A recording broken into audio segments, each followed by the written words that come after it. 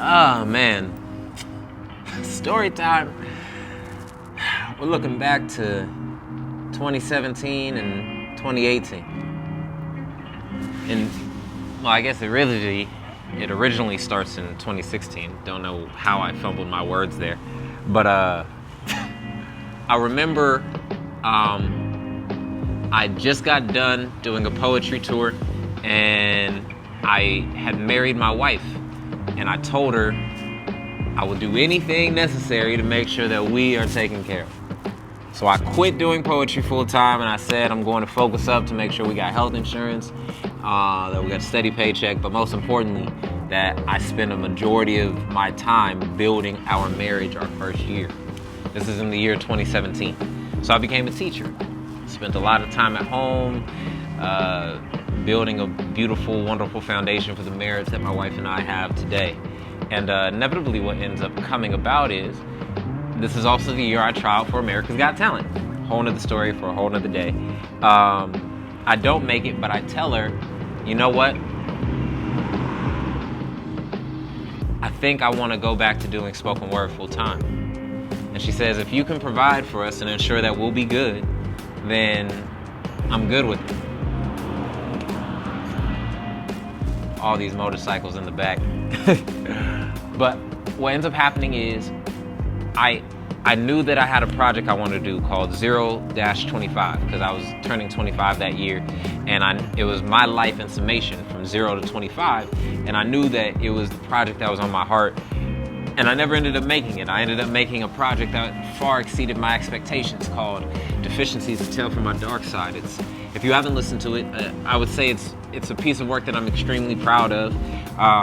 As I've grown as an artist, I see some of the flaws behind it, but that's just what happens when you're an artist. And as I think back to it and as I listen to it, yeah, man, I know all the ways that I can make it better. But anyway, I remember finishing writing the album.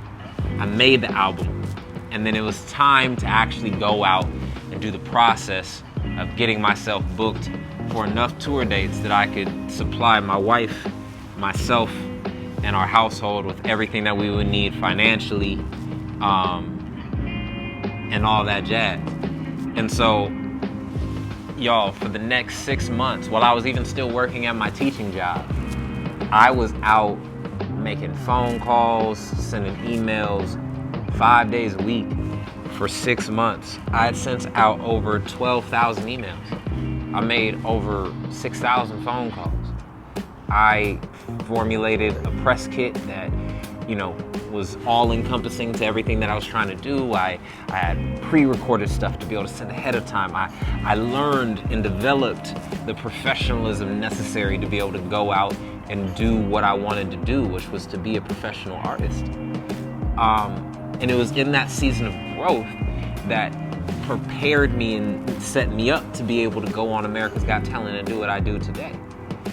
Like, I remember that season so vividly.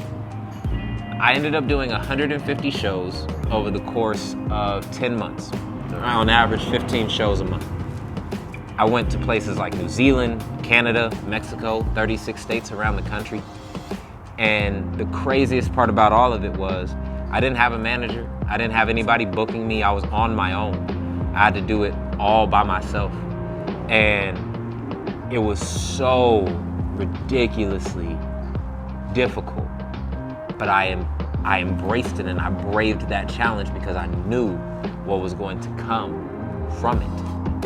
And so, like, man, when I say that I took so many no's and non-responses, I mean, like, when I say I sent out like 10,000 plus emails, like, I only got 150 shows. That's like a 1% average. But I got them because I persevered and I pushed through. And all this wisdom and knowledge I ended up procuring, I'm actually going to be offering a masterclass on turning your art into a profession.